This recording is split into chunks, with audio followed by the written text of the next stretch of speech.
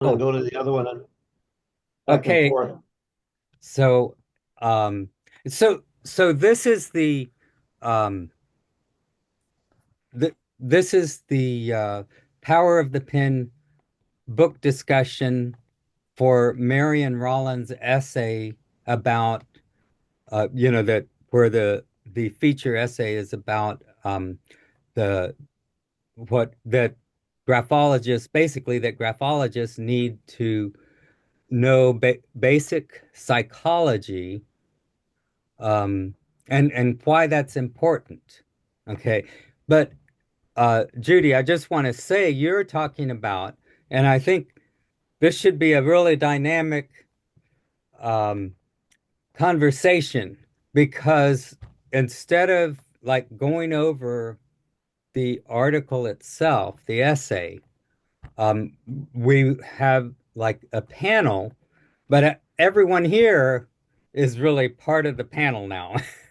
Okay. But Adam Brand has worked with the he works with the recruiting side with graphology, and several other people that are here work, maybe have credentials or have some background in a supportive kind of counseling. And I have to tell you that the credentialing, my experience as a when I was a licensed counselor, is that um, the credentialing is very complex because there's like there are different ways to become credentialed. That's basically it. Um, in in the clinical way, you know.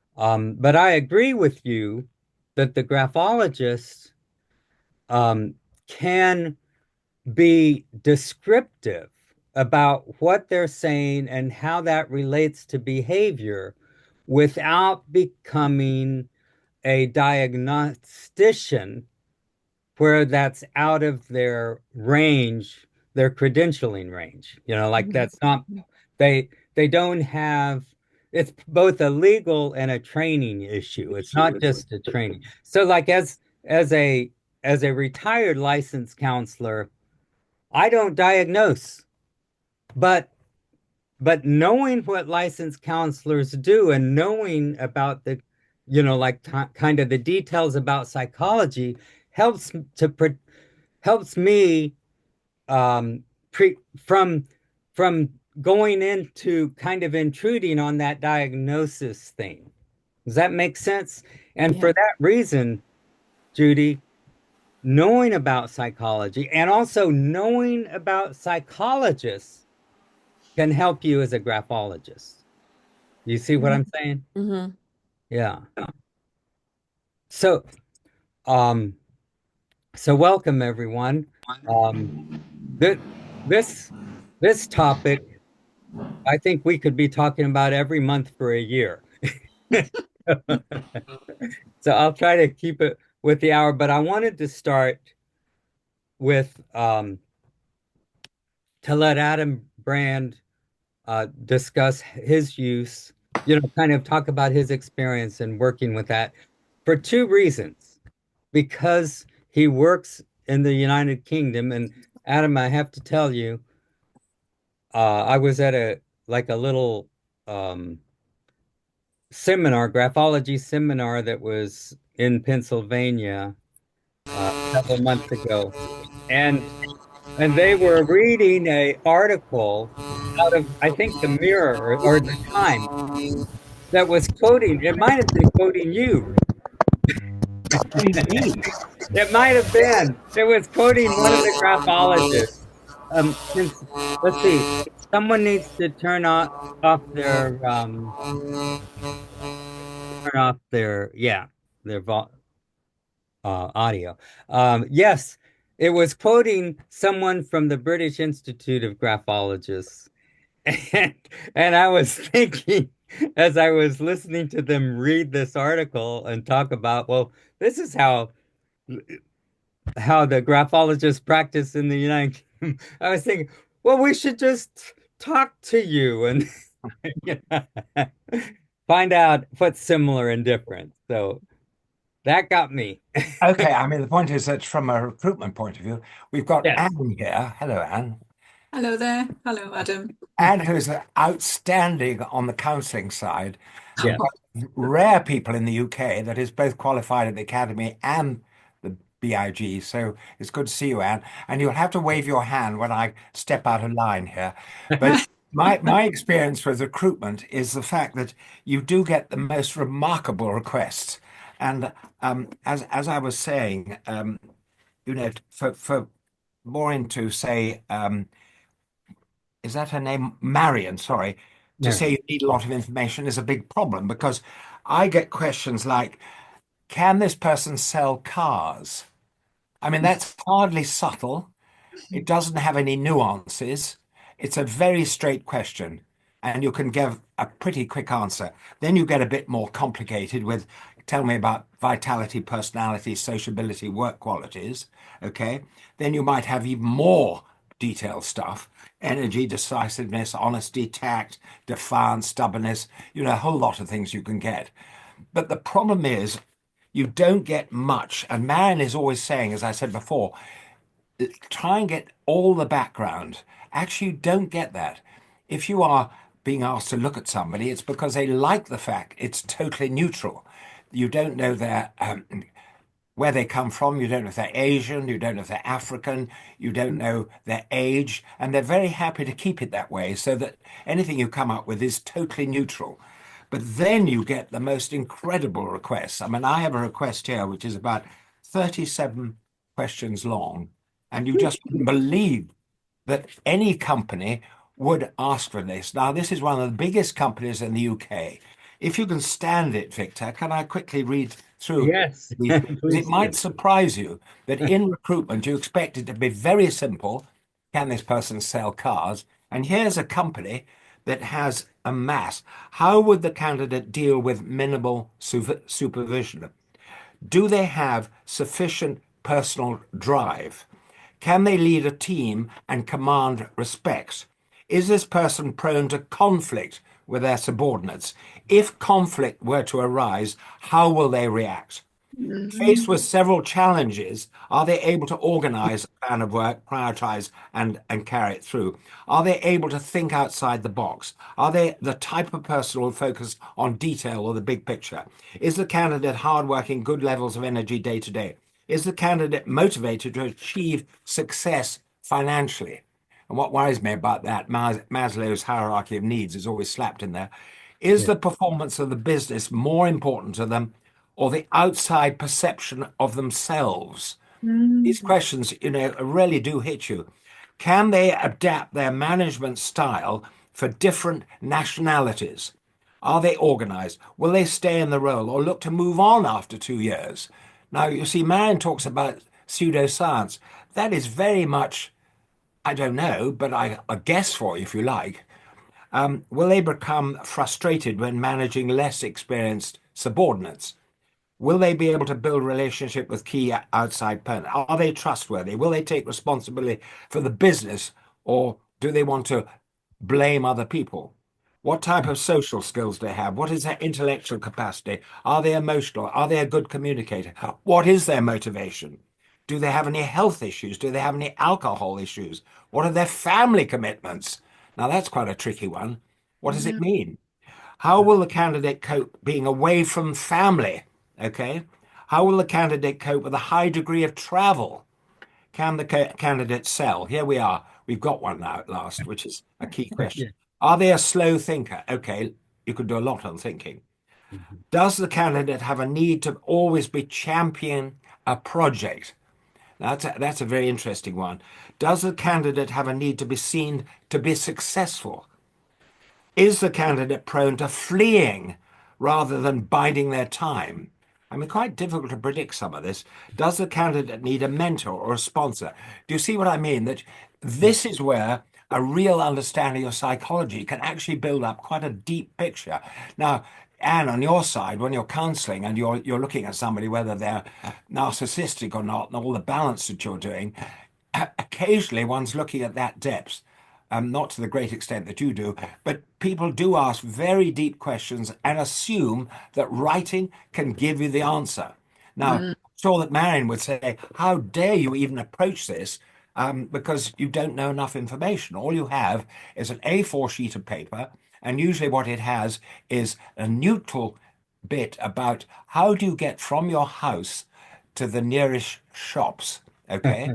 And that has got to be done in total detail. In other words, I open the front door, I go through the door, I shut the door, I go down the path, I go to the gate, I open the gate, shut the gate, I turn left towards the traffic lights. The point being, you're trying to get them to think about the detail and not think about their writing. You're trying to get the fluency. And that is all you get, an A4 blank sheet of paper with quite a few sentences, not lists, and it's not lined.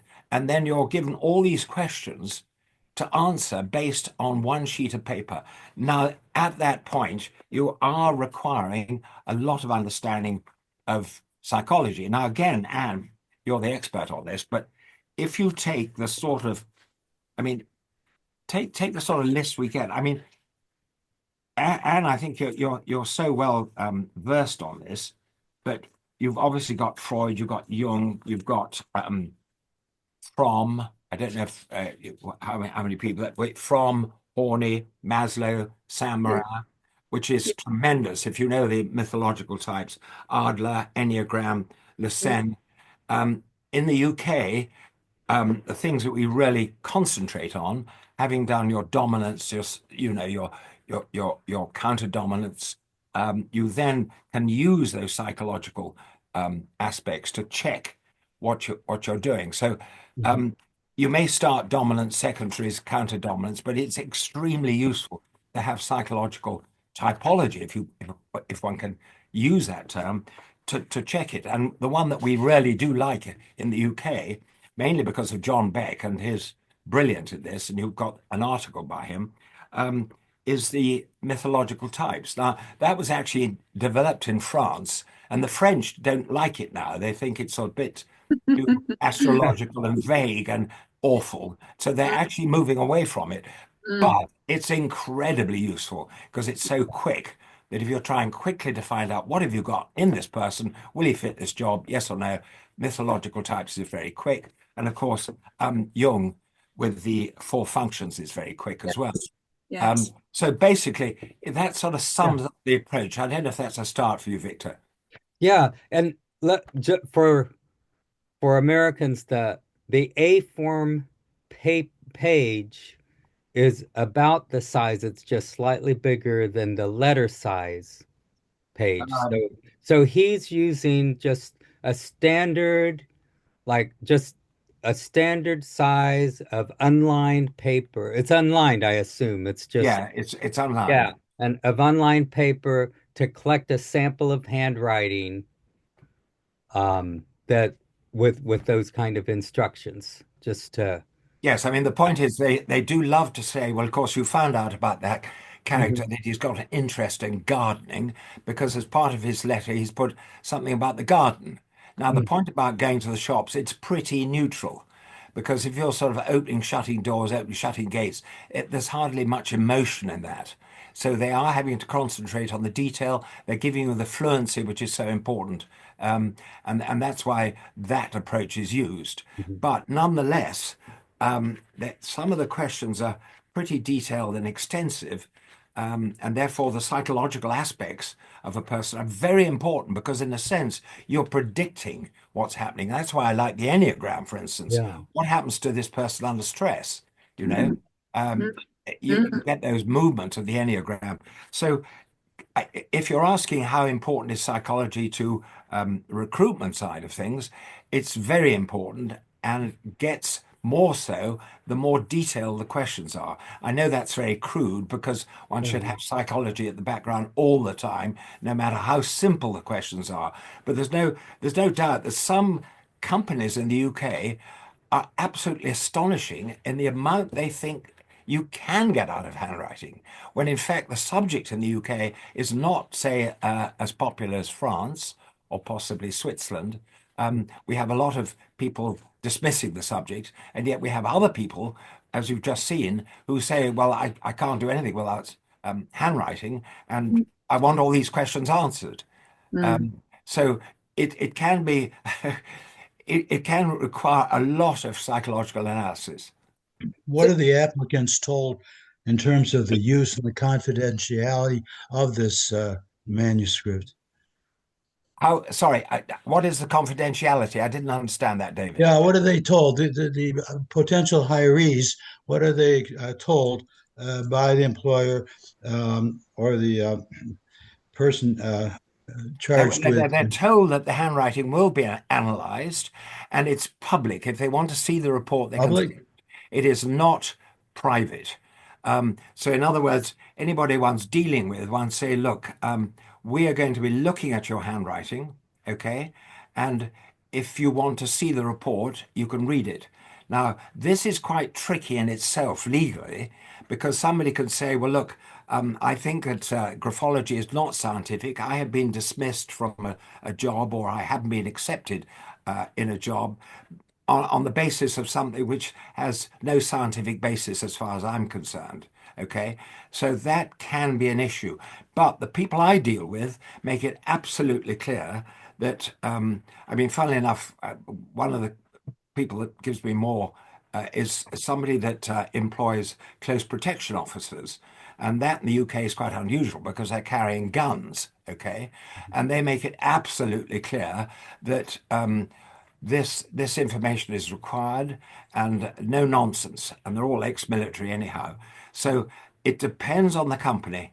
You can have problems legally, but I make certain that I don't, because I don't want somebody coming along saying, I haven't been accepted for a job because of handwriting, and handwriting has no basis. I'm going to go to some, committee and complain.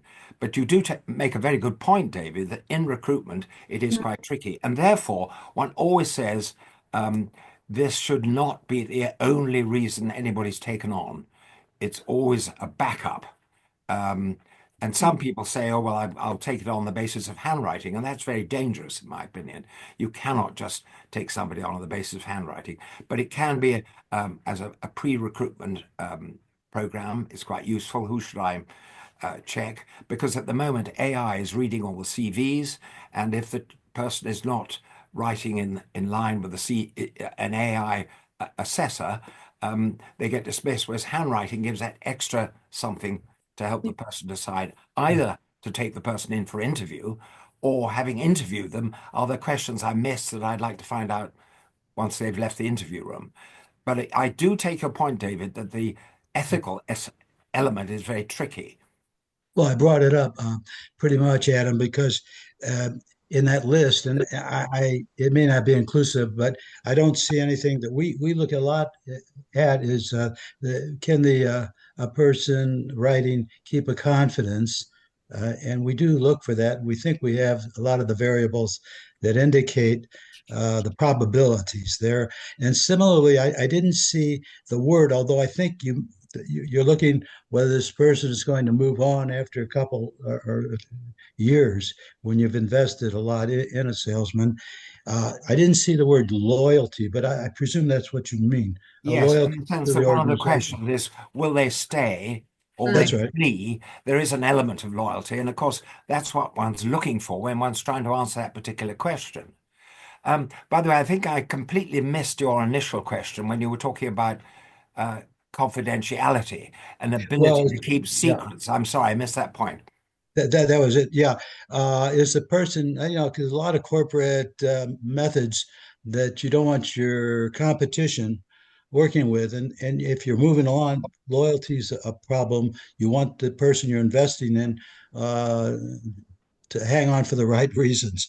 But also, yes, the question was, what would you, as the people issuing the document and therefore putting yourselves in a liability situation, uh, they might be interested in what are you using this for besides perhaps judging their uh, aptitude. Yeah, but that depends on the company. The company has got to get Right. across very clearly why they're doing it and what's going to happen with the information. Okay, it's not something I do. I don't meet the candidates, but they make it pretty clear why it's being used and why they must do it. I mean, it's that strong in that sense, and they don't tolerate any messing about, because sometimes you can have a situation where people grumble, "What's this all about? I don't agree with it. I'm not going to do it."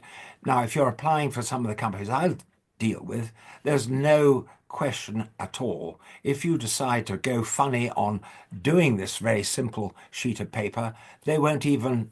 That's it. Stop. Forget it. You're not going any further. Now, that's quite unusual that you get people that are that fierce in a situation which is, how can I put it? I think the Brits would call it flaky. Is that the right word, Anne? That, Yeah. um, Yeah. but I think that the point is, David, you make a very good point. It is a tricky area in recruitment, and I have to be very careful. Thank you. Now, I David, in the United States, I'm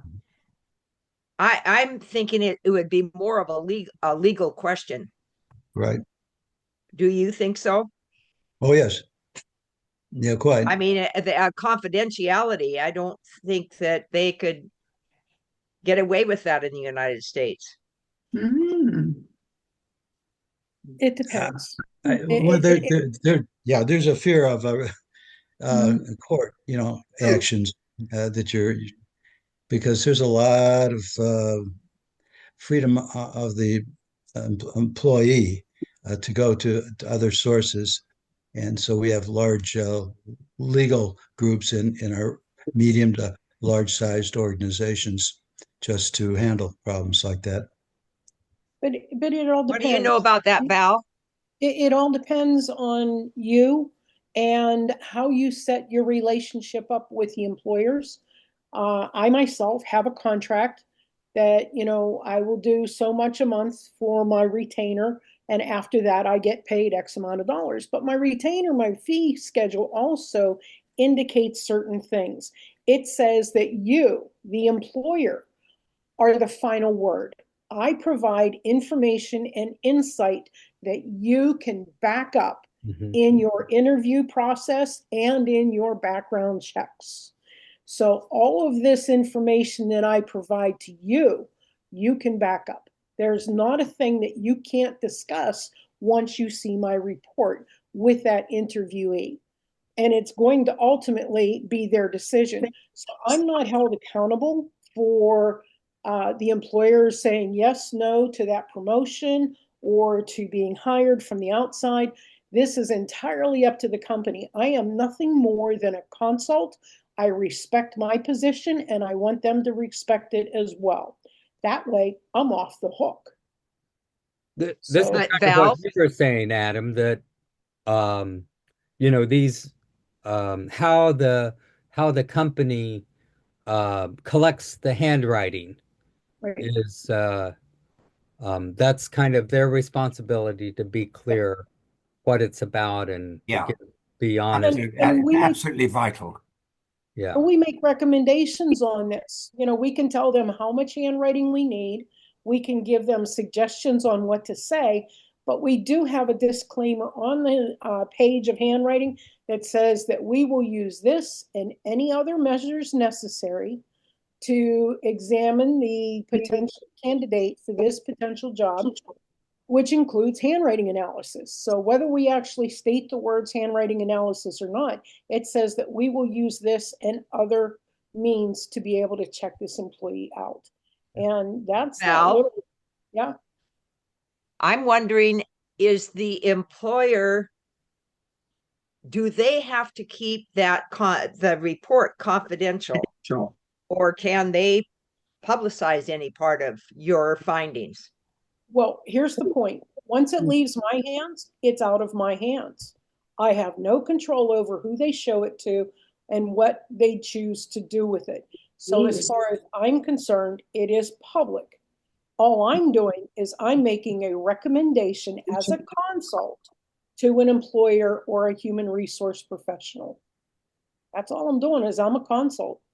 And if I respect my place in the world, and I expect them to respect that as well, then I think we can get along better. It's your mindset. But if you go and you tell them, oh, this person's a serial killer and this person's, evil, yeah, get real. Yeah, that's not part of your job. Your part of your job is basically looking at the criteria that's necessary for this job. Look for how this person's going to fit inside the company, internal clients, as well as working with the outside, the external clients. So you need to know how this person's going to fit. You need to know how this person's going to act and react. You need to know their educational abilities and leadership potentials. And outside of that, you keep sexual preferences. You keep, that other kind of stuff out of it. There's no reason to put any of that in a professional report, but the professional report should always be geared to the particular job. So I go to the ONET, I look up the job, I look up the skills and abilities. I can't argue with their resume. There's no way I'm going to argue with their resume. That's up to the employer to do that kind of background check. But as far as how that person is going to act with other people, that's my job. I do the behavioral patterns. I look at what's in the handwriting and I'm able to report on those loyalty and ethics and that kind of stuff. I'm able to look at it and say that this person has the ability to reach out to other people. This person's conscientious enough to follow up. So everything that we do in that area is sorry about that. My son's in the hospital right now. Anyway, that's what we look for. Yeah. We look for those things and we report on those things. Keep it in line. Don't stray from the basic topic. Don't give them too much information, but give them what they need. That's all. Ask the employer, ask them what they need. What's your priorities? And if you can, ask them for a handwriting sample of your best employee. Who's the one that fits this job position the best? Now you have them all. Good idea. Yeah. So Adam, it sounds like that list you were reading was from a specific company. Yes. That was telling you these are the things I want to know Yes. about the candidate. Yeah. Yes. I mean, it's much easier based on what Val has said to be able to negotiate before you start. It's when you get a sort of printed document, this only is what we want, and we want it. It's much more difficult because obviously you want to negotiate. I mean, I absolutely take the point Val is making about if you have a person specification, a job structure, a job, you've got a feeling for it, you know who else is in the group, the whole relationship can be built up because after all, the culture of a company is absolutely critical. You're looking at somebody to see where they fit that culture. So in an ideal world, you have a lot more to deal with. But this is cold. It doesn't have those surrounding things. It just comes at you cold. Tell me the answer based on this. Now, Marion's point is the danger is pseudoscience. And I do take a point that if you don't get all the points that Val's making, you are in danger of predicting things based on what? Shifting sand. Right. And I highly recommend that everybody has a statement that you give that employer that says, I am nothing more than a consult to your human resource department. The information that I will provide, you can verify in your next interview process. So and you let them do the basic work. All you're doing is you're providing insight and you're doing it as a consult. You are not a god. You are not you're not a human resource professional and you're not a psychologist. So Val, you bring up a really good point. This was a question I had that I wanted to kind of put out there.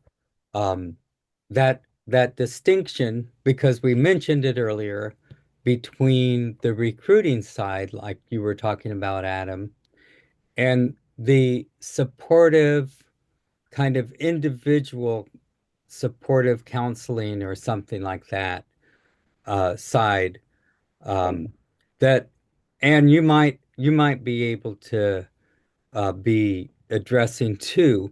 And my part of my question part of the thing I have here is, um, see, in the US, uh, whenever it's almost what I see is graphologists that are not credentialed, like licensed psychologists or licensed counselors, are very, they tend to be recruiters because they can basically be doing this disclaiming stuff and put the just be the consultant basically to the company. But in the supportive counseling, there seems to be a lot of legal issues from the various licensing kind of therapists. There's so many different licensed therapists, social workers, psychiatrists, that and so there's this turfism. I noticed it as a licensed counselor. Even, you know, there's like 5 different licenses in my state of North Carolina. Psychologist, social worker, counselor, and you have to go through the exam and you have to go through a certain education. I noticed in the UK, I haven't been able to figure out how is that regulated, or is that regulated in the UK? And maybe you can, like for counseling, because it seemed like it didn't seem so legalistic as in the US, more like a professional guild. I would say that's probably the case in UK Hmm. as well. You've got I'm not actually a counsellor, Hmm. but you have got the BACP, the Association of Counselling Practitioners, is it? Okay. And you've got also UKCP, which is the Council of Psychotherapists. Hmm. Those are the kind of the legal ones. But I go down the road of therapist, Hmm. or so the emotional therapy, which is what I do, the Foundation for Emotional Therapy. They are not as perhaps legal as the counselling side, but Legalistic, right? yes, It's more of a supportive. it's more holistic. That's Yes. right. Hmm. And the therapy that I do is connected to the Healing Association. So Hmm. Okay. it's more on healing the emotions. Hmm. Um, so it's more therapeutic in that way rather than the actual counselling. Yeah. Um, and is probably very different in its approach as well. Um, Counsellors, well, what's to counsel? It's to listen, isn't it? So, whereas we are good listeners, we ask a lot of questions, and I think that's the difference between therapy and the counselling. And then of course I use the handwriting as well. Every client that comes has to provide me with a sample of their handwriting, and we can, we consult with that throughout the therapy. Yeah. Um, so Yeah. I don't know how that No, fits that's you. because One of our therapists, well, he was my Mhm. supervisor actually back in the 90s, and he moved out to California. Now, I don't know whether he's still there. I think he's still in America, but whether he's actually still but so he brought the Foundation for Emotional Therapy out to America. Yeah. But So Lena, that sounds similar what to the to the hypnotherapy holistic approach, like a particular training, Yes, that's a particular training program that gives you qualification. Is yes, that, am I thinking that? I mean, um, Lena, you had mentioned, can you hear me? You yeah, had Yes, I can. mentioned, Oh, were you okay, talking you to had me? mentioned something about, about working with the healing with a supportive counseling type of stuff with yeah. Or was that graphology. Kathleen that Or, did? well, she Kathleen? did too. Yeah. Oh, But you had mentioned, was it hypnotherapy? Who was not, talking I don't about do it? With hypnotherapy. hypnotherapy and handwriting analysis. Okay. Okay. So that I think is like an example of a program oriented. Sort of. I worked a lot with relationships with my clients. Mhm. So seeing their handwriting and what traits they had or approaches they had to relationships. And so, for instance, if they had a lot of sensitivity to criticism, Mhm. working with them to understand what sensitivity to criticism was and what it did to their relationships, Mm, and getting them to feel more confident in their communication, improving their communication skills, their communication styles, uh, those kinds of things in their relationships. I worked with parents and children and significant others and spouses and all sorts of people. But mostly it was to heal their communication and their sensitivities.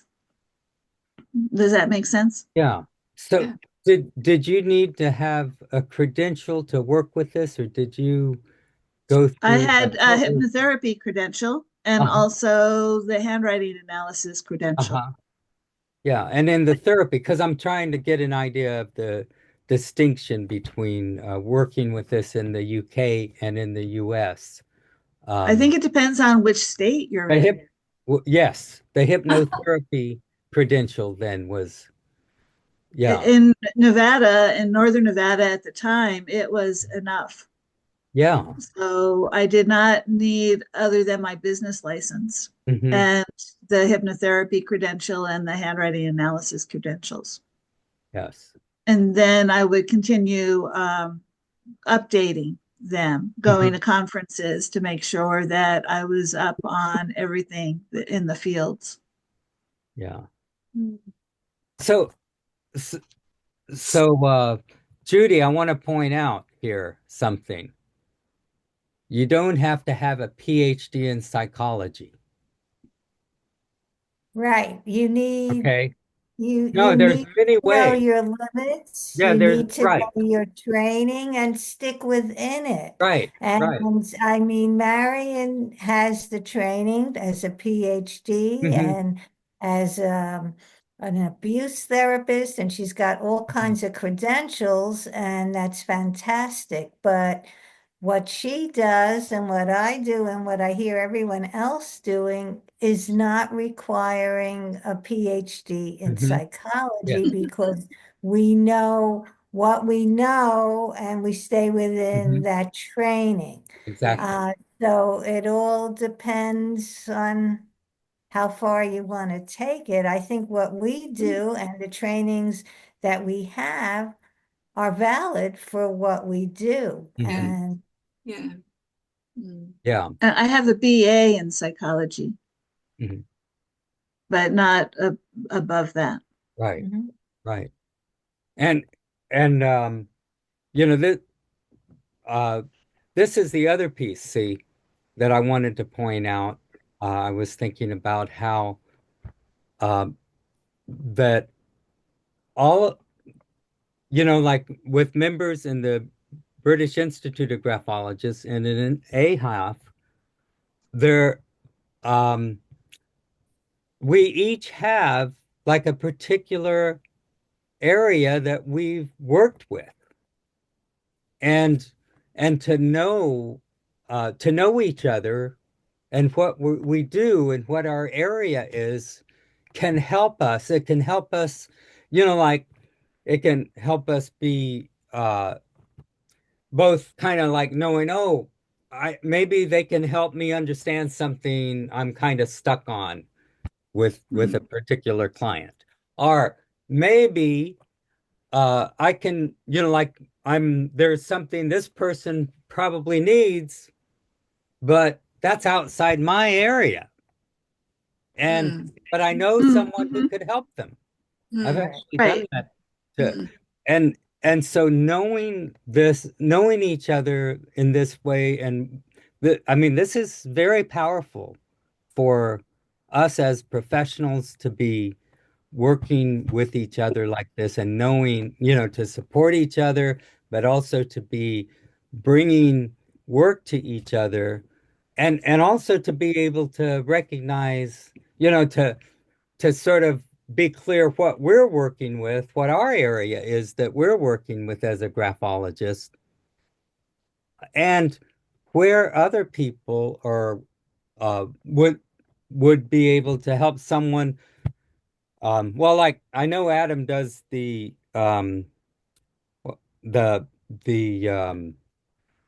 question document stuff. I don't do the question document stuff.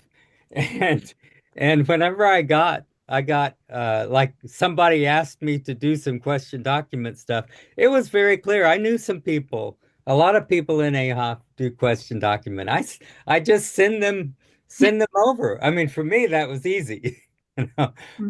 But these little details about individual support and the details about the type of support and the type of training to get to know what we each do and how we're working, I think is very and like part of that. I mean, from Anne, uh, because I've been going to some of the Zoom, a lot of the conferences. Let me tell you, um, for those in the U.S.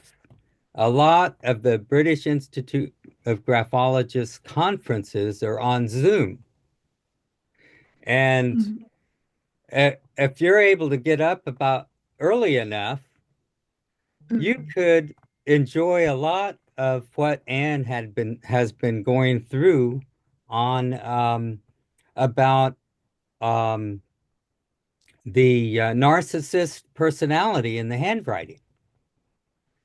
And like we get to know what people are just like from workshops we get to know what people are working with, but a lot of times uh not everybody likes to do workshops, so we need to just talk to each other and find out where we're all where we are really fascinated in working with the graphology and uh, get to know each other in that way, and not not just not just the workshops and the little articles that a person might write.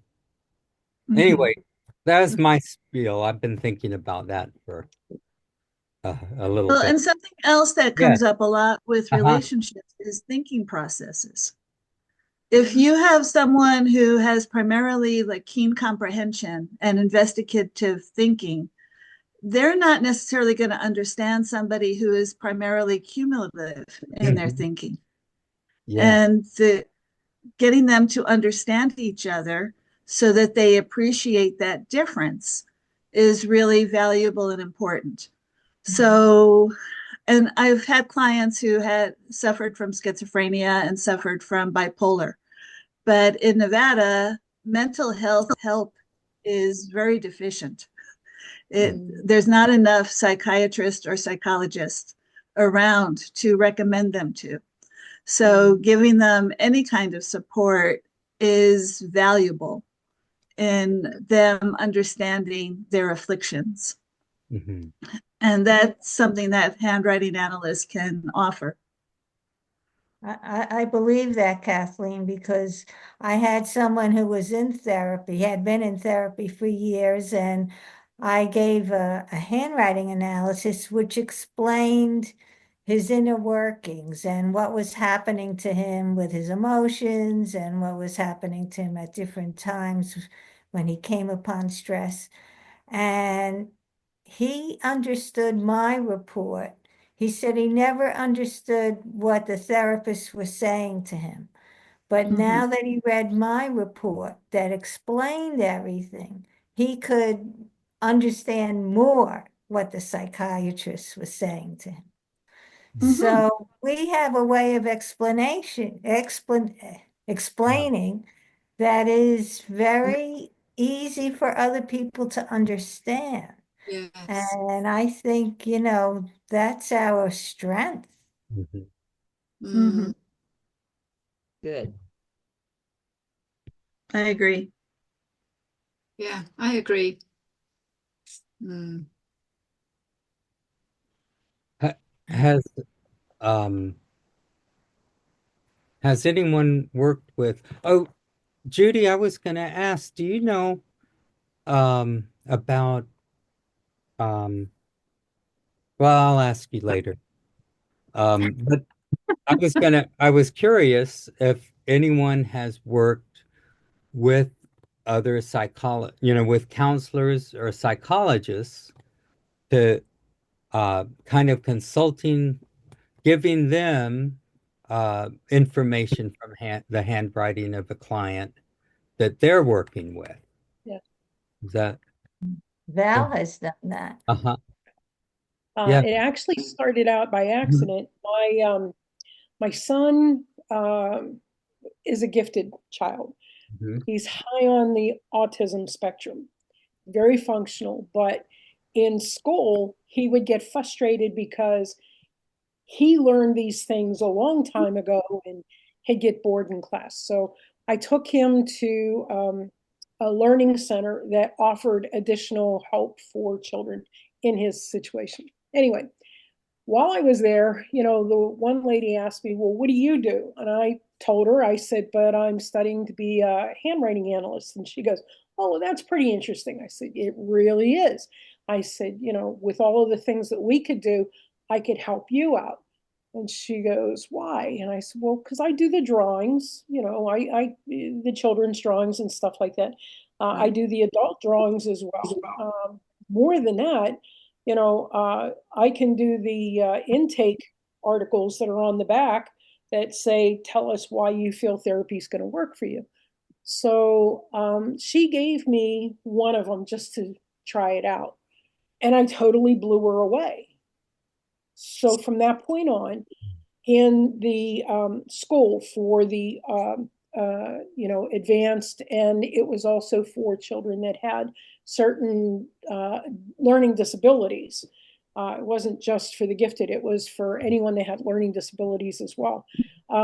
She would have me look at the intakes for both the parents and the child, and I was able to tell you what this parent was like, Mhm. how this affected the child, what the child was like, and I'm looking at both things like motivations, coping strategies, that kind of stuff. And I told her, I said, the information I give you is only for you to use in your next interview process with them. And she was able to confirm everything with the parent and with the child. Mhm. This relationship went on for the better part of 5 years until she actually moved away. But yeah, I worked with them at the counseling center. And she said, because a lot of the counseling things, when the insurance companies only pay for 5 sessions, Yes, yes, and it takes five Mhm. sessions before you yeah, figure it out. that's This it. way, I was able to give her a heads up on coping Mm. strategies or what Mhm. was missing in those strategies. I was able to give them some relationship information, with parent and child. I was able to tell them fears and phobias, and how, not so much exact phobias, but where these things came from, Mm. childhood things that were carried over, and you process this onto your own children. So Exactly. I was able to give her the heads up. She was happy for it. It was a relationship that worked, and it worked for a long time. But she told me I could not tell anybody that I was working for her because the APA would not like it at all, because the American Psychological Association frowns on handwriting analysis.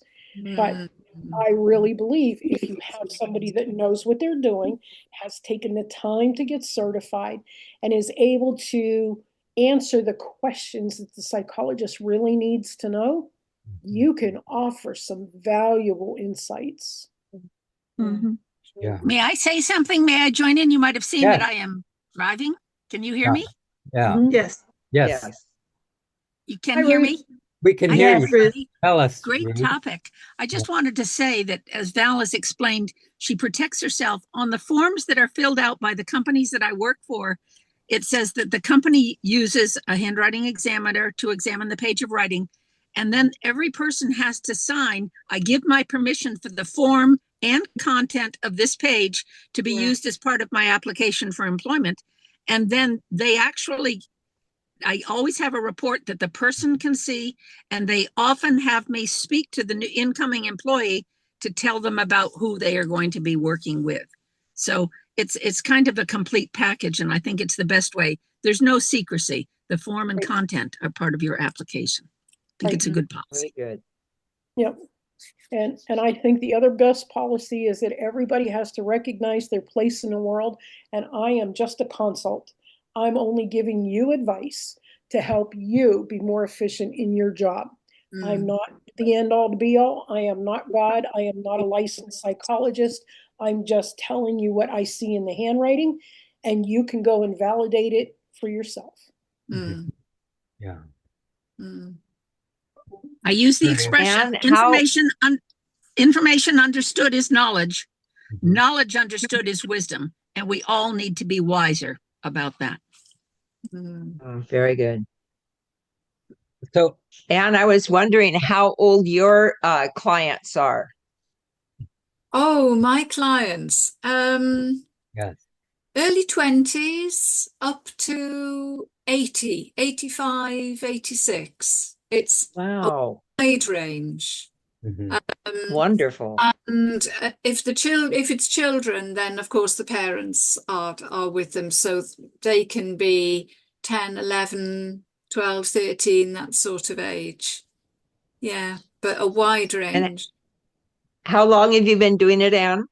I've been doing it 25 years now, is it? Oh my gosh. 98 I qualified. I started. Yeah, Very good. yeah. Thank So you for being here with us. thank you. Thank you for inviting me. Can you tell us a little bit about what emotional therapy is? Emotional therapy is basically working with the inner child.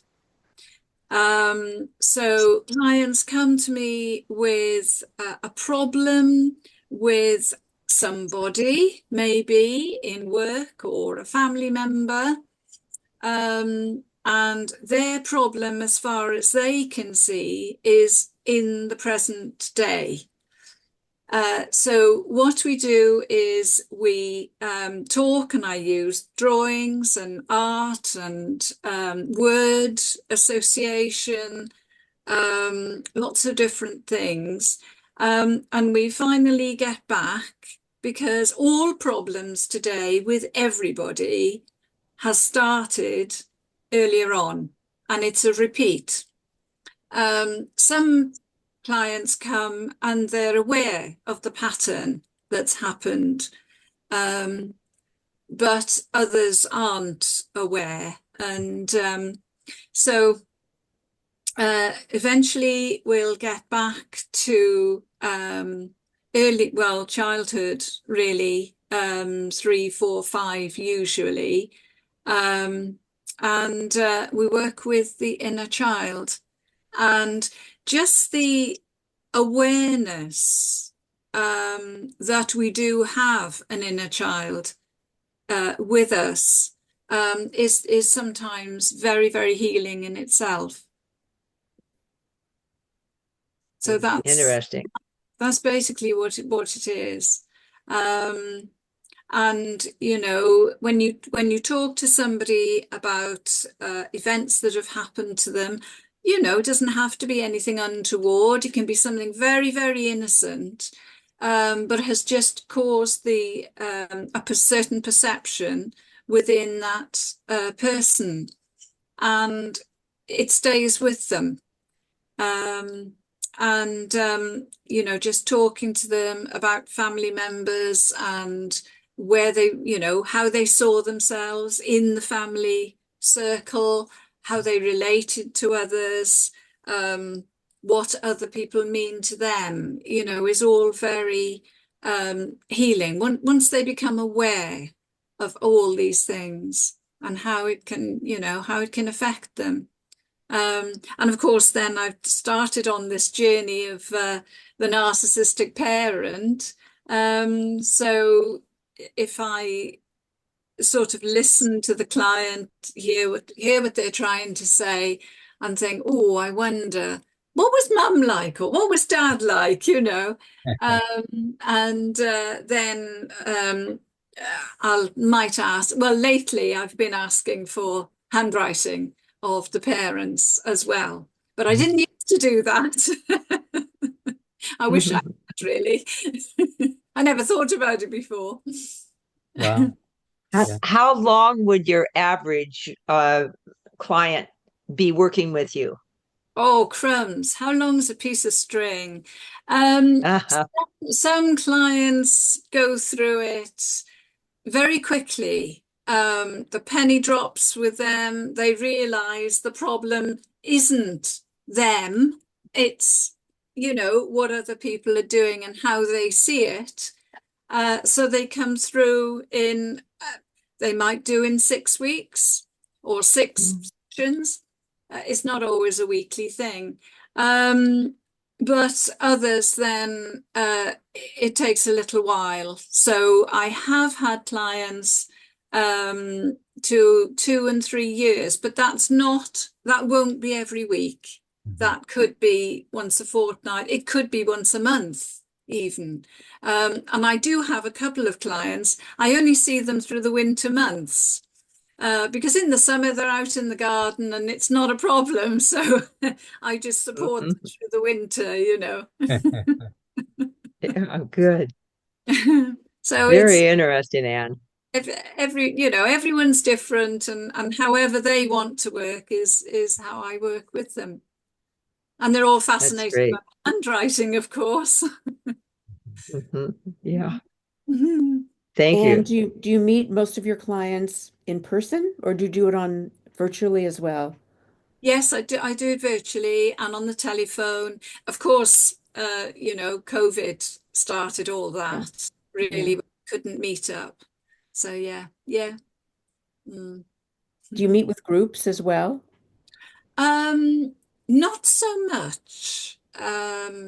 I do workshops and I do little discussion groups, but not necessarily the therapy. It's more a learning, you know, exercise, really. Thank you. It's fascinating. Is that a common therapy in England? No, Unusual. not. It is unusual. Yeah. I think some of the counselling organisations take on board the inner child. But no, it's not that well known. But it's becoming more so that's good. Yes. It's very powerful. Yes. It is.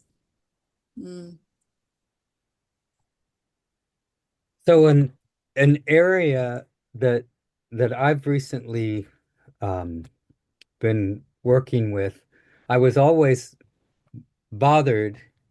Well, not bothered. It was more like, you know, people say, don't just use the handwriting to make the decision.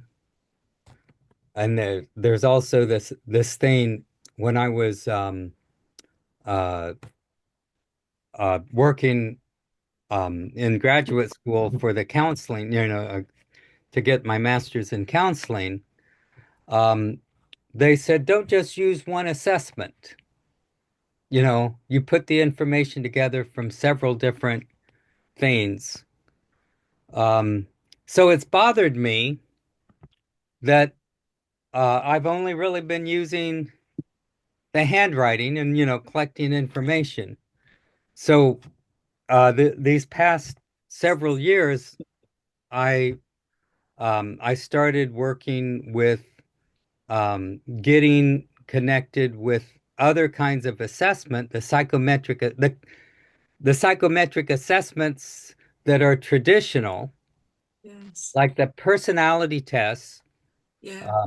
And I've connected with an online platform that the company, the Myers-Briggs company, it's called Yes. now, Yes. so that I'm able, well, because I have the master's in counseling, I can pretty much provide any of those assessments. There's several, but uh, and um, and they're delivered through the phone or computer directly to the person, and they've been updated. That's why I've been studying, actually. They've been all like the global assessment, they've been doing work in the United Kingdom to make sure their the populations they're comparing these tests with are appropriate, but they've also made it international, literally going country to country around the world and consolidating this data massively over the last 10 years, especially, so that these tests are extremely um, current. I mean, they're 50 years old.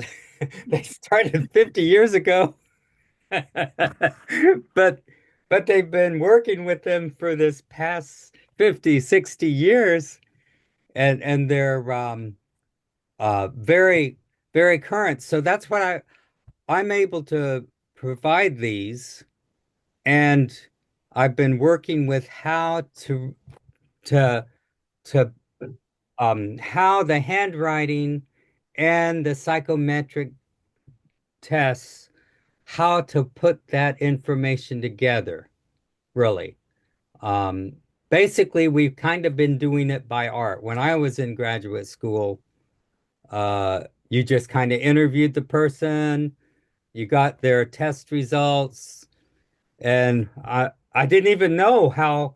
I mean, I took classes on it, and they never told me how to do it. You've got this and you got that, and all they told me was these different psychological norms, how the norm groups, whatever, all this technical stuff, but they didn't say, how do you take this information that's so specific to the person that comes from the handwriting, and then take this that's about a group that compares with a group of people, and how do you put that together? They never told me this. So, so that was something I worked on. I've kind of written an article about it. I'll kind of, as soon as I get it together, I gave it like a name, like a model, the diamond assessment model of how to put it together. But I'm telling you all this mainly so because what I'm interested in is I want to be a resource, like for you, Adam, the graphologists, the companies that are looking at this. There's certain assessments that are extremely recognized, like um, the CPI assessment has high, like it's very recognized uh, as a instrument for the hiring side of things. the Myers-Briggs type indicator, the MBTI though, see, is a different kind. It's more of a No, you kind of can. like showing you how things are operating inside the person. So it doesn't work as a comparison with the characteristics between people. So these are kind of things that um, that could be supportive to the handwriting analysis aspect. And I don't know, like I'm knowing how I'm working with it. And I'm ready to apply it. And I want to just invite people to connect with me and explore how um, how I can be supporting whatever you're doing with the graphology. A number of my clients are Myers-Briggs. There's no Uh-huh. question about it. That is very popular. Yeah. Yes, Because it's over, as you say, 50 years, a tremendous amount of data for yes. comparison. The problem is they tend to argue because when they get their letters all together and then they start arguing and sort of say, well, that doesn't fit. The problem they find is that sometimes the Yes. psychologist that's talking to them Mhm. changes the letter and said, well, what will suit you better? Having tested and Yeah. come up with INTP or whatever it is, Uh-huh. they then have a discussion and they say, well, look, is it scientific or isn't it? Because you've Yeah. just changed the letter. And so Hmm. there's a bit of shaky ground there. Yeah. I try to explain that in my little brief article. I'll I'll send you a copy as soon as I've kind of edited it a little bit. But basically, um, it's because it's the Myers-Briggs is designed on like a diagnostic approach that's really meant for uh, understanding kind of what's going on psychologically for that person. Okay. And that's not the way to work with hiring, see. And in fact, the the Myers-Briggs company says it's not a tool, an instrument for that purpose. It's meant to be used to be kind of like helping you uh, understand more deeply, kind of like what's going on with the person, how they're functioning, how they're alike, see, rather than how they're different. So there's a different theory and foundation for all of that. The CPI, on the other hand, is based upon a comparison of the differences. And that's why it's a valid tool for that. So yeah, if people are using the Myers-Briggs for hiring, it's the wrong purpose. Yeah, good point. Yeah. Mm. Mm. Yeah. I use the Charles, oh, I'm sorry. Charles, go ahead. I'm sorry. You Hi, want to say something? hi there. Hi there. Is your name Victor? Yes. Victor, it's really good to meet you. So, I've been working on a lot of the same things that it appears that you're on. I've been working on since shortly after I discovered Myers-Briggs. I'd already been Mhm. involved in handwriting analysis, but the next link is to combine the two. Yes. And so that's what I've been doing for Hmm. a long time. And I presented some information. Of course, it's non total, because there's no way of, it'll be a science that's will always be in revision and in process of changing. But I've been able to identify at least the four quadrants, Yes. of each type. Particularly, with regards to introversion and extroversion thinking, I can decide on some of those things. Um, Traditionals have a certain pattern of writing that's quite predictable as far as knowing, whether or not that's their type. You, I think you got stuck, Charles. it's frozen. Rose. Charles, can you hear us? Oh, huh. Oh,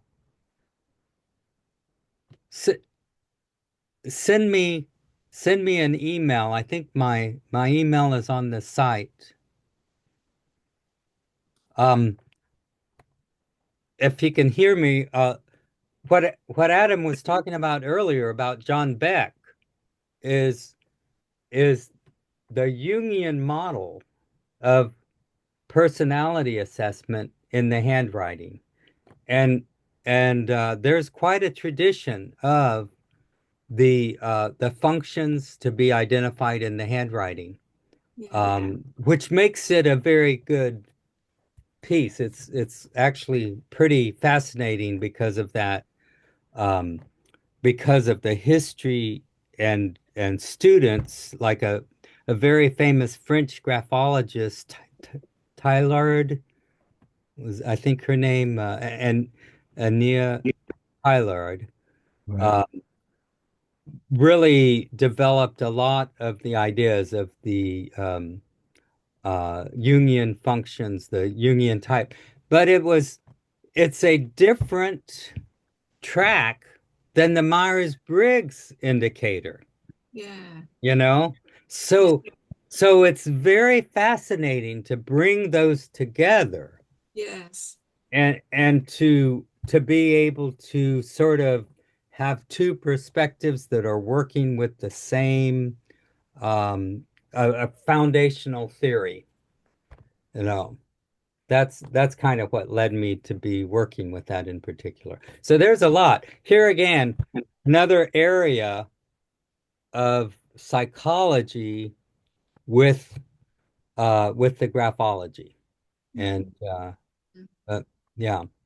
Uh, you were going to say, Anne, um, Well, I was going to say that I work with the MBTI, the Myers-Briggs, mhm, but I try to marry it up with the four functions. But yes. it doesn't always, it's not always a good fit, but sometimes it does. But it's not quite. Um, Oh, yeah. We need to talk because see, this is why the psychotherapists don't use the MBTI or weren't using the MBTI because the psychotherapy, the analytical psychology was working with it in a clinical way. But yes. but now there is, and I'll send you the book. Now there's a, I think Charles, are you back?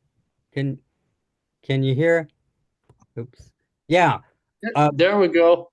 I'm Yeah. Oh, really sorry about that. That, My tablet just fell off. It's done this a time or two. I'm on my tablet because my laptop crashed earlier, so I'm really having a good well, night. I wanted to tell you, you're in the right place. We were carrying on your conversation that the handwriting analysis, there's a tradition and teaching within the graphology of the Myers of the Jungian types and the functions.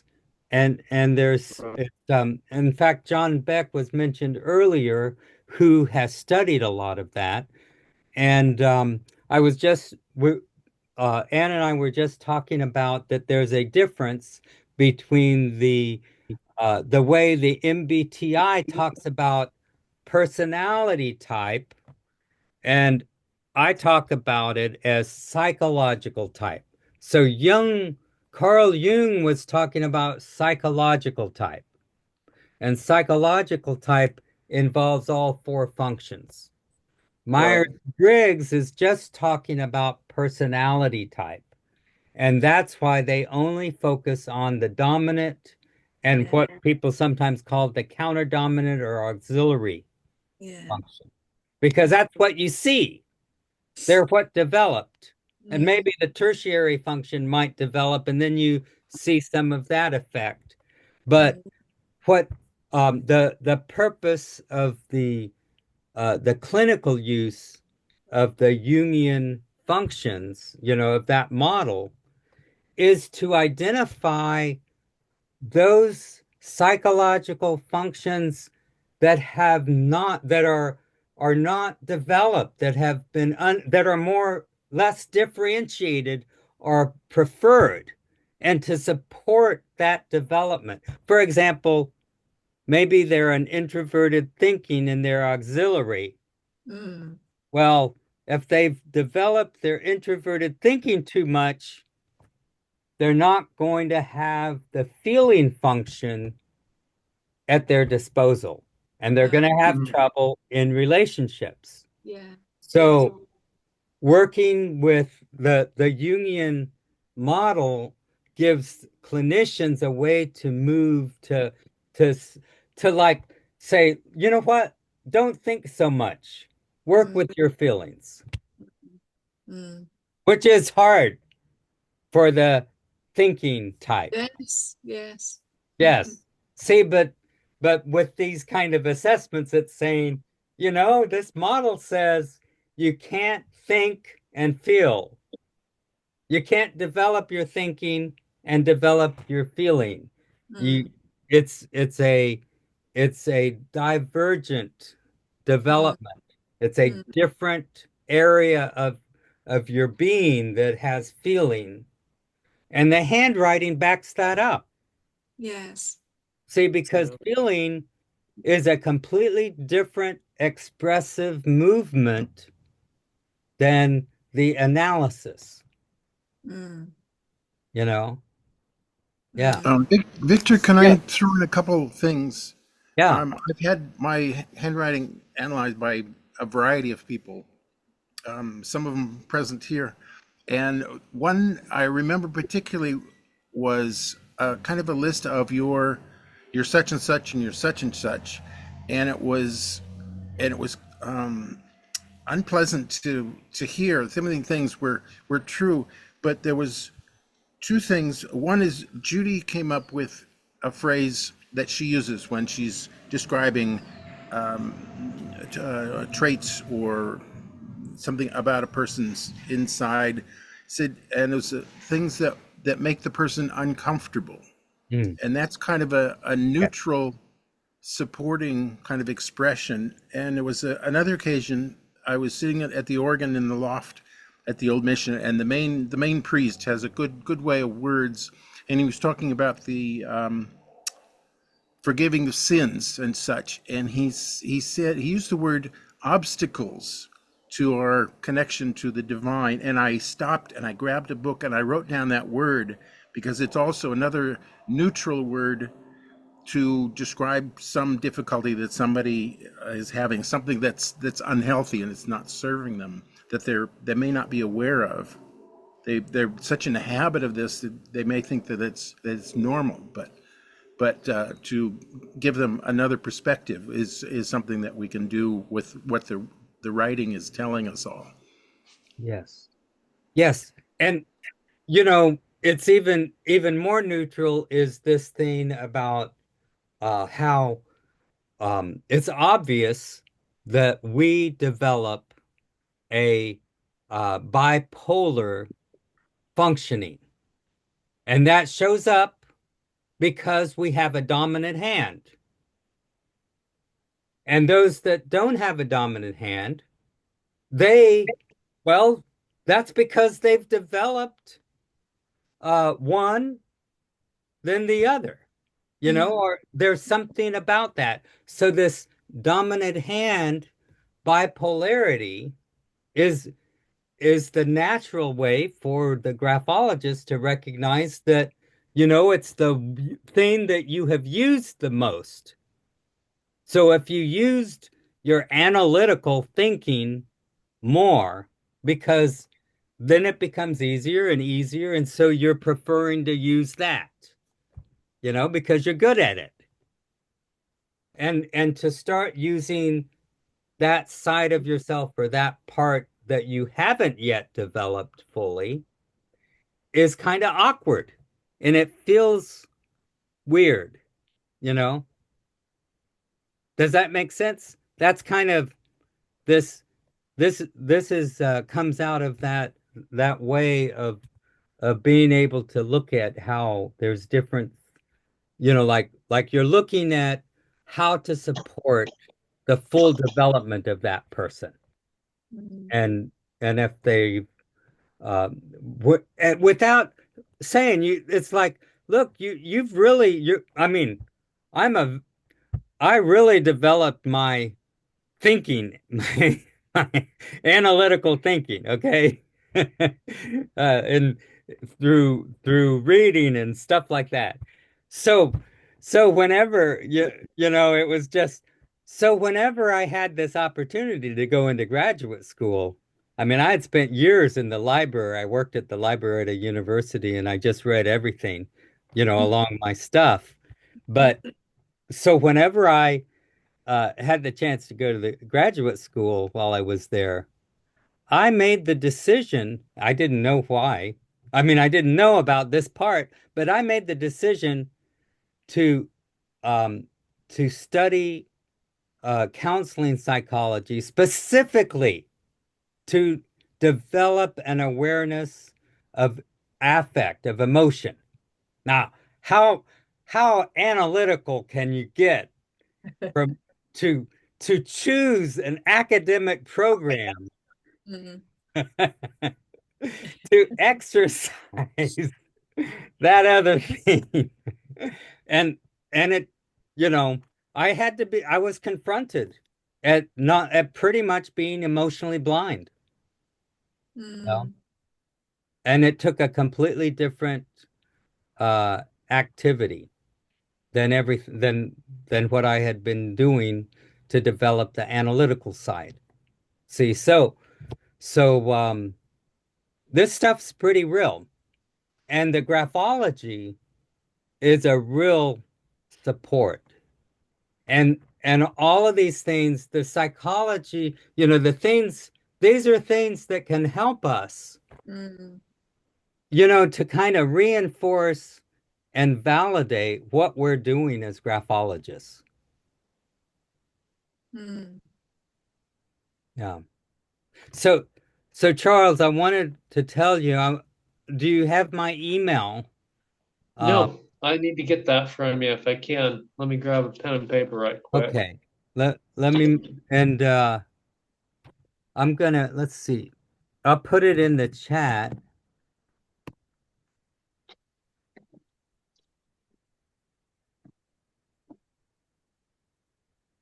And Let me look at the chat right quick. Let's there see you here. go. There. More. Victor There's G. the Clark chat. at Ah, gmail.com. yeah. There we are. Okay. Yeah. What you just Okay. described, Victor, sounds like the 5 on the Enneagram. Ah, yes. Yes. Yeah. Exactly. Um, Yeah. the Enneagram is a typology model, Mm. like the Jungian model, which is a typology model, which is why it doesn't work. See, it's the trait model is what's needed for hiring. Yeah, but it can be, it has its uses. Yeah, yeah, Yeah, thanks for giving me your email. yeah. There, Victor. That's very Let's helpful. chat on this more. We'll talk more. There's a lot. There's a lot. Right. I want to hear what you've been working with because Sure. You're gonna like it. yeah, You'll yeah, like it yeah, because I think we're on the same project. yeah. So I know like John Beck has kind of been working with the Jungian model in one way, and then there's Milt Moore has written some stuff that's more along the MBTI model. That's Oh, very interesting. right. With like identifying handwriting characteristics and using the MBTI model. So there's some uh, there's some psychology around all of this. Yeah, I'll be interested to talk with you more on it. Um, we're oh my gosh. Okay. I turned off my alarm because I didn't want it to interrupt. But I didn't mean to go. We're almost at 20, we're after 20 minutes after the hour. Um, I told you this. We could be talking about this every month for a year because there's so much. You know, I don't know how Marion Rollins was able to cover so much. She uh to kind of touch on everything in her essay so quickly. So um next next month we'll send out, I think it's the 17th of April. Had that. Let me see here. Um and yeah, the 17th of April. And I was I was looking to confirm, but the yeah, Trish. Yes. Yes, I got a response from Trish Clapp will be her um her essay is actually in the preface. It's like at the beginning of The Power of the Pen book. It's very brief. You're going to love the reading. It's like 2 pages or something like that. Very brief. But I asked her to talk about um, the Graphology books. She runs a bookstore in Arizona, Oh, and she's also the librarian of AHOF. And maybe I can get Sue Ord. Um, what do you think, Adam? Or and get Sue Ord maybe to participate here next month. Um, I don't know who in the British Institute kind of like works with the library. I just know Sue Ord has a bunch of books for sale. yeah. Yes, she does, and she's documented them as well. Yes. So she will know about that. Yeah. Mm.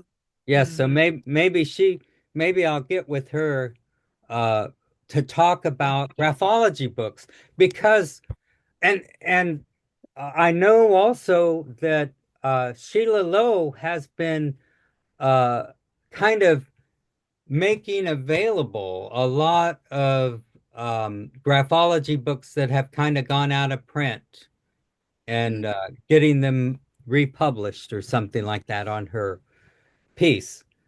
So I'll check if she can be, because there's these issues about, I find it hard sometimes to get a hold of these serious graphology books sometimes. Mm. Yeah. And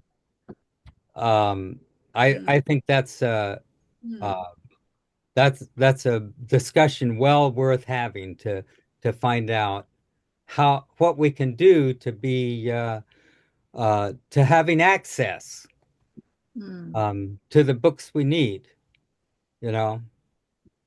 So that's next month, and uh, yeah, the 17th of April. And in the meantime, uh, the uh, I'm we the email thing. Let me just say, uh, I'm I'm not I'm not using Vanguard. Like I'm sending out information on Vanguard, but I feel like that this group needs its own little group chat. Okay, so we can be in touch with each other, kind of between our Zoom meeting, our monthly meetings, Mm. to make it easier to be talking about things that have stimulated us and that we let's think about later and share in between. Um, I kind of made a gaggle thing, but I'm not real happy with it. I think I might go back to a Google chat and get that out, and then I can be making that available to people that want to just, like they can just get on, and eventually we'll kind of have a space for us to be sharing with each other in between our Zoom meeting. So that's kind of my view. I'll work with that, and uh, maybe I can be sending out an email about that, or I have something like on the AHOF website. In the public part of the AHOF website, you can find the page for the Power of the Pen Book Club. I think it's under Join and also under Connect. And on that page, it gives you like when the group meets the third Thursday, it gives you the link for the Zoom. And it also gives you like a place that you can get on the listserv. Get on the chat. I'm going to redo that chat and set that up. And then, I'll just send you there to that link when I get that set up again. Anyone has any last minute things to say? Since we're over, we might as well enjoy it. I would very much like to say thank you to Adam and Ann for showing up and sharing so much valuable information with us. Thank you very much. Well, it's very good of you to invite me, because Come back. we have in the UK a great respect for the work that's going on in America. And of course, Sheila Lowe, being a British-born person, Yes. very favored with us, because we've known Sheila for a long time. So it's a delight to be with you. Thank you. Yeah. Thank you. Hope you come back. Yeah. I told Sheila, I said, do we have an affiliation with the British Institute of Graphologists?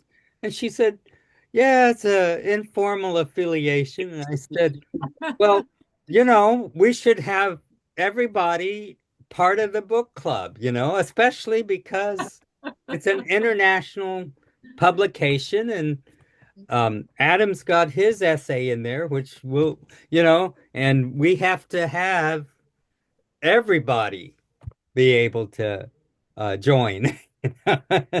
So that's actually why I've been having this trouble with the listserv, because I want it public, I want it available to everybody, not limited to one of the groups, or one of the associations. So and you can see Anne and Adam,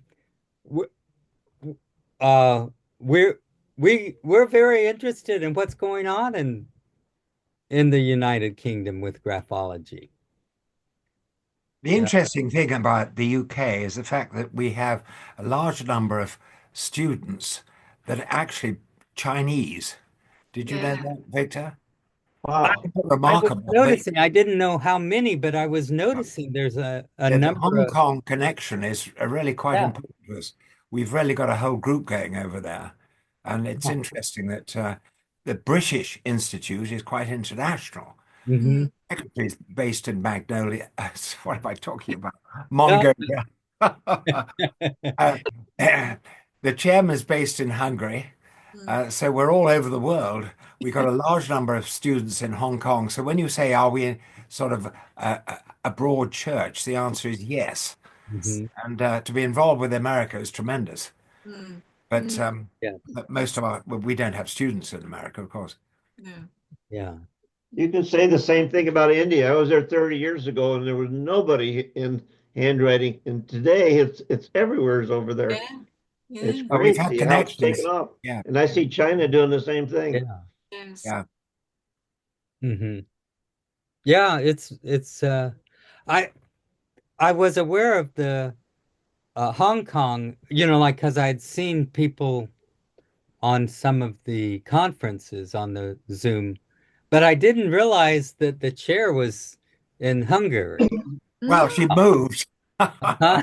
The point is, the technology means that we're totally able to keep in touch. Yes. So it doesn't really matter.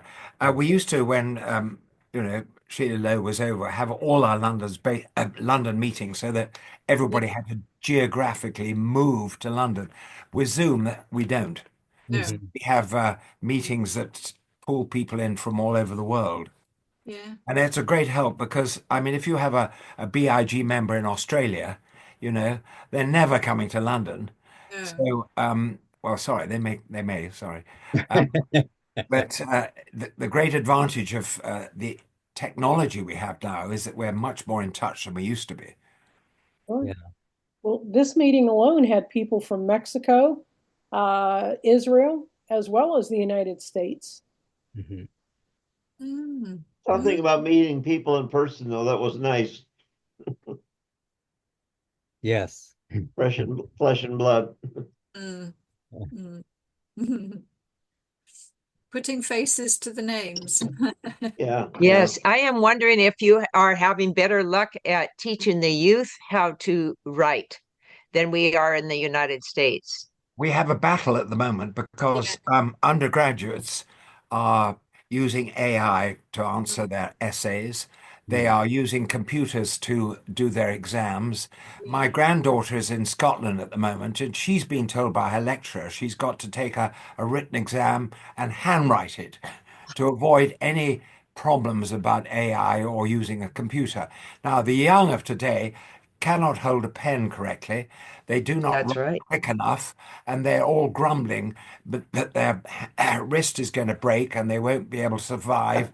And so we're going to go back to the way things used to be 30, 40 years ago, because too many people are using technology to prove something about their knowledge, which actually doesn't exist. They are, well, in a sense, cheating. Yeah. Yes. Mhm. Yes. I wonder if the old-timey typewriter is going to come back. Oh. It's a bit slow because it was based on jamming, wasn't it? Yes. Yeah. But a lot easier to fix. Yes, that's for sure. And cheaper. But it is interesting that that it took AI to force the return of handwriting. Yes. Boy, that's Yeah, really yeah. great. Yeah, come full circle. We had to learn by our mistakes. Mm. Yeah. I remember reading that graphology would be greatly accepted and approved of once handwriting had become less important. And it's quite an interesting point, isn't it? That as handwriting becomes less important, people say, oh, well, graphology is all right. Yeah. Which is rather paradoxical. I actually tell I tell people, let's see, how is it? Yeah, that you turn it into like an assessment then, like a psychological assessment, because people aren't used to doing the handwriting.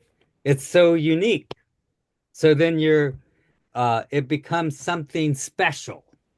You see what I'm saying? It's when it becomes something special, then it's important. Yes, they're worried that children in America can't read the Declaration of Independence any longer. Yeah. It's in cursive. And I would just like the president to be able to read it. Yeah. We're still obsessed by our politics right now, Adam. Yeah. We're hoping we're going to survive. In my essay, which is Squash, Ignore, Rescue, he is a classic squash. Oh, yes. Yes. Yeah. I do have a video if you want to see it real quick. What, him writing? No. It's about writing. So let me just share this with you. Yeah. Okay. Bring it up. Can you share? Are you there? Yep. Yeah. Okay. So this is from Facebook. You need to see this. Text has now been clinically proven to be more profoundly absorbed from a page in a book than it is from a screen. and handwriting installs learned information into the brain much more effectively than cutting, pasting, swiping, and typing. That's because handwriting requires more cognitive processing. It utilizes more neural pathways, adding more layers to the memory of doing that task. Reading books and handwriting work is a deeper, not to mention a calmer way to learn. Screens manage to be both caffeinating and numbing, where books are decompressing and absorbing. Learning is optimized in low stimulation environments using engagement techniques that trigger fight or flight to hold attention, redirect the body's resources towards survival instead of growth. Reading and handwriting are also harder in a good way. Friction and struggle are a necessary part of the learning process.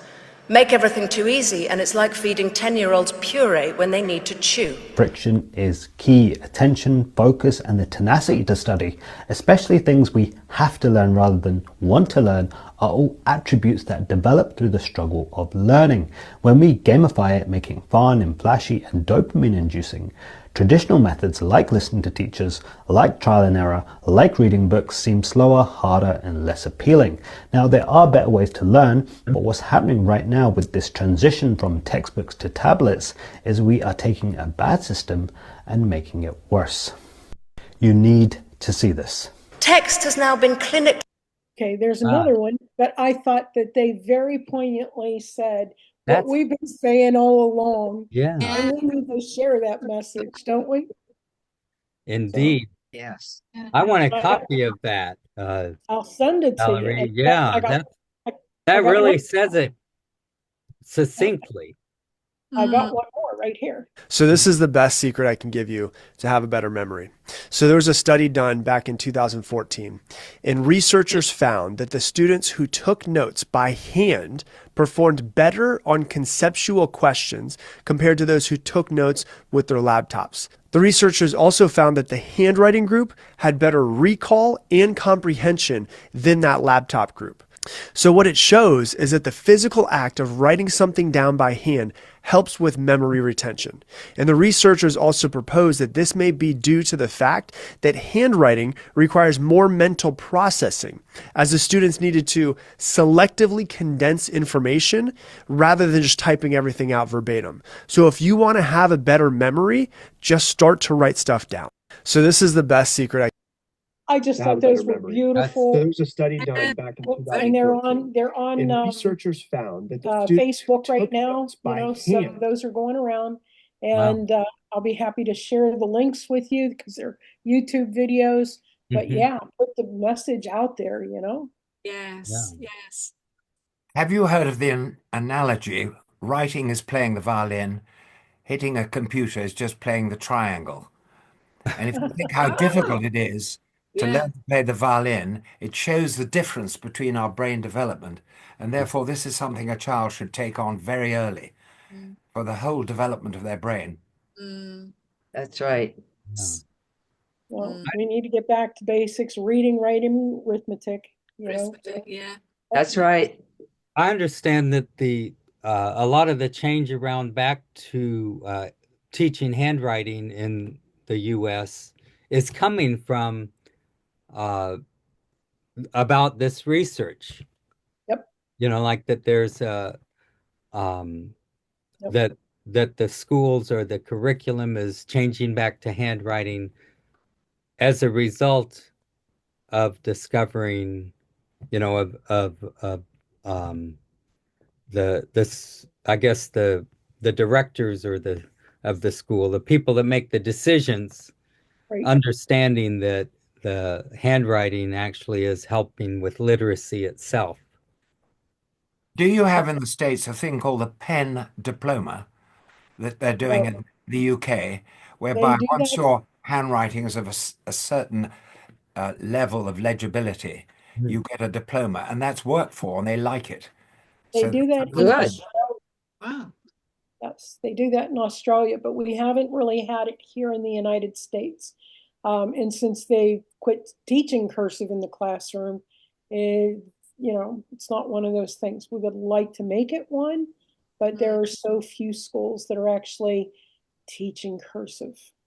While you're here, can I ask a question, which has worried me for years? In 1922, the government in Mexico, this is what I want to check, forced all children to print, and it caused so much trouble they went back to cursive. Is that true? Actually, that was much later than 1922. That was in the late 60s, and their statistics had dropped. You know how they have the international colloquium for skill sets, and they test grades 2 and 5 and 8 and 12, and they just take the random test, and they see how each of 100 different countries would stack up. And the United States had always been near the top. We were never number one, but we were always at least within the first 20. Mexico was equal with us. And when they quit teaching cursive, their scores went way low. Right now, the United States ranks number 67 on that list. So we are down to the bottom third for education. But Val, can I ask you, who made the decision that Mexican school children should not write cursive but should print? That was with the Mexican government when they were trying to establish some sort of consistency with their Department of Education. The United States had just created a Department of Education in, I think it was 64 or 65. The Mexican government did as well. And when they did, they said to unify this, why are we teaching two different methods of writing? If all of the books are in print, why don't we just have them print? And they realized how much of an education drop there was because they weren't stacking up with other countries. They put it back in the curriculum, and their scores have been going back up ever since. But that was in the late 1960s that they did where they dropped everything, and it did not go back into their curriculum until the 1990s. And since I think it was 1997 that they put it back in the curriculum. So they were without cursive for almost 30 years. And it's ironic because it was in the late 1990s that we dropped it was with the No Child Left Behind campaign. And then that eventually formed or morphed into the Common Core, where all children were learning the same things at the same time. They dropped cursive from that curriculum. They dropped any kind of writing from that curriculum, which is really sad because they're no longer teaching children how to write. You come into kindergarten and you learn how to write. After kindergarten, in first grade, you're learning that CAT spells a word, but you're learning how to write the letters in kindergarten. But from the first grade on, they're no longer teaching them how to write. They don't teach them how to hold a pen, and everything is you copy what you see. So that's how they're learning how to they don't put, words together, that kind of stuff. It's just really sad. And our American scores have tanked because we're not teaching our children how to think. We're teaching them how to pass the test. If that. Yeah, if that. And it's sad. It's very sad. So this is why the president here wants to eliminate the Department of Education. On that hand, it's the only thing that I agree with that man. The Department of Education was abused. It was set up to do certain things, and instead they tried to nationalize an education plan where it should be for the individual schools and states, let them deal with it. But for the government to say that if you moved from California to New York, your child can pick up right where he left off, there's no educational problem because they're teaching the same thing at the same time. Well, that's all well and good in theory. But as you can see, it has not worked in practicality. So I'm kind of glad that they might be doing away with the education department, let it go back to the states, let the states decide what they're going to teach, and let the individual school districts make those decisions as far as whether they include cursive or not. It should not have been nationalized. There's wisdom in that because we know competition is very effective, and the good examples win out, and the others adapt to it or try to beat the good examples. It never fails. But when you have a national overlord, you've lost touch with the basic families that are going to be at the school board meetings. I know that from experience on both sides. Right. So it's a terrible thing that happened to us all. But I think that people are recognizing, and with those little videos that, you know, are cropping up on the different media sites, maybe somebody else is going to pick up an ear and go, hey, my child needs to learn this. You know, I never learned it. And it's sad because there are so many teachers. That's the biggest opposition, is so many teachers now are graduating from college and they have never used cursive. They don't know how to do it. They don't want to learn it because it's, you know, it's tactile and it's going to take time. And the only way you can actually learn it is through repetition, which means you have to practice. Yes, yes. Yes. You know, I will say I have a grandson and his friends that came, and this was when they were in college, and they wanted to leave me a thank you note for being here. And they were embarrassed about the notes that they were going to leave. They could not, they really could not leave a thank you note very easily. And they were in college. Yep. They do everything by computer and keyboards. So my one son was talking to a counselor at his college, and he apologized for how horrible his handwriting was. And she said, Manny, it is your school district. Your schools have not taught you kids how to write, and you're embarrassed. We at the college level should be teaching you how to write.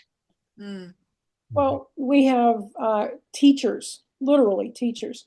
My sister is a secretary at the high school, and they are replacing, it's costing the school district $200,000 to replace all of the regular clocks that have been there for years, to put digital clocks up because nobody can tell time on a dial. Oh, no. Is that the most stupid thing you ever heard of? Gosh. You can't spend a week and teach children how to tell time. You're going to spend $200,000 to change the clock. And she also had a teacher walk into the office and ask her if she could mail an envelope for him. She said, sure, no problem. Address the envelope for me and I'll be happy to send it out. He wrote the entire address in one single line across the top of the envelope. She said, what is this? And he goes, well, you asked for the address. She says, no, you're supposed to address it. I don't know how.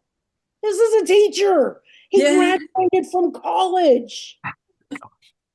It is embarrassing that these children, that the youth of today, and even the adults of today, don't know how to write. They don't know how to read writing, and they don't know how to do the basic things like address an envelope or to tell time on a non-digital clock.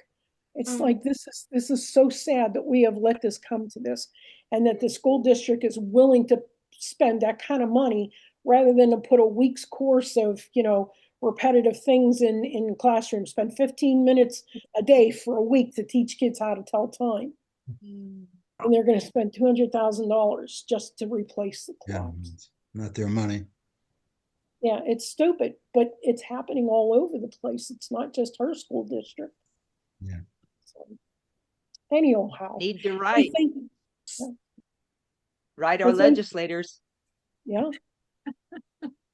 So we thank you all very much. It's going on 4 o'clock here, so I'm going to have to say bye. Yep. But thank you. I've been having too much fun, so we're now about almost an hour past. I'll be. Hey, it's almost time for Gonzaga to play Georgia in basketball. Yes. I've got to go see it. Okay. But like I said, it's better than spending a year here, but we did a lot in 2 hours. Thank you, Victor. Thank you very much. Thank you, Victor. Adam, thanks, Ann, for. Well, Thank you, Adam and Ann. Thank you Goodbye, so everybody. much. Nice to meet you. Everybody. See you, Charles. Bye-bye. It's nice to meet everybody. Thanks for the invite. Take care. Thank you. Bye. Bye.